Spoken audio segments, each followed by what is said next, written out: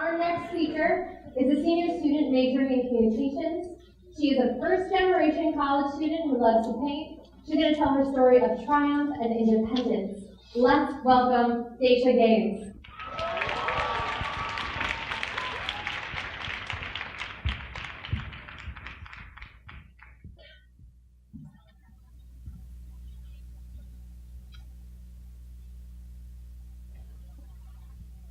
Growing up as a military brat, I have lived and traveled to so many different places in the country.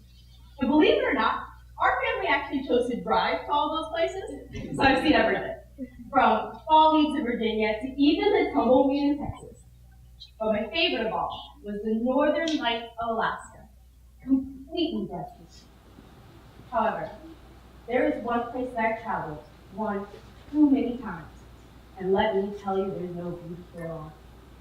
This place is haunting and confusing and consuming all at once.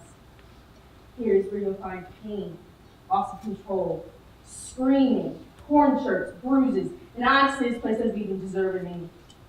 But it has one. I first stumbled here after choosing to be adventurous.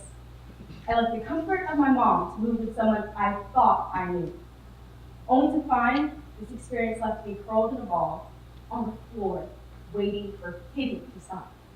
And then to be fed the usual. Get over it. It really wasn't that bad. You deserved that anyway. And then to be taken to Busch Gardens as another one of those I'm sorry gifts. And even though there was a numbness in me that almost made it seem like everything was okay, saying, maybe it wasn't that bad. Maybe it really was my fault. I still knew it wasn't right. He saw me as his property, but one he wasn't proud of. To him, I was too dumb, too silly, too black, and ultimately his biggest disgrace. And so after 3 years, I left. Moved back with my mom, went back to those road trips, got into athletics, graduated high school with honors, and even got accepted to my favorite college. But even though I escaped physically, emotionally, I was still there and found myself being lured back 4 years later. See, because of the time that passed, there were signs I thought suggested things could be different. I was hopeful, even. Only when I got there, there was no hope in sight. Now, the general scenery was the same. There were still those torn shirts and bruises and screaming. Only this time it got darker. Because this time, there was a gun, and all those thoughts of being thrown in a ball completely vanished. This time, instead of him yelling and screaming, it was me.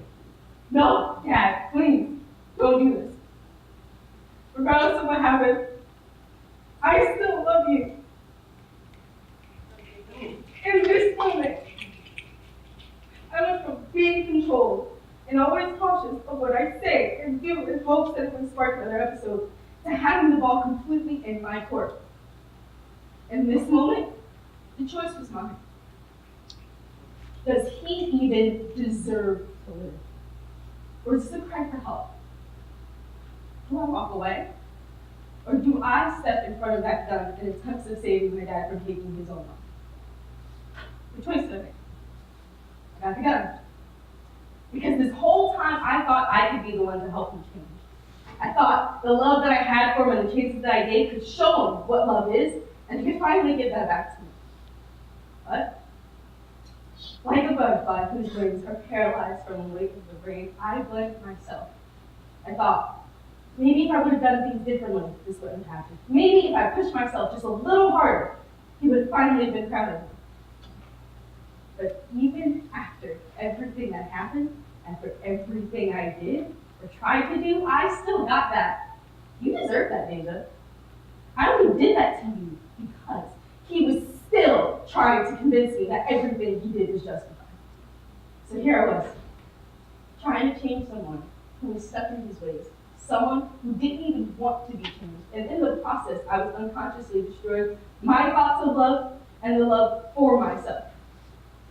And that's when I realized, you can't force someone to love you. You can't force someone to believe in you.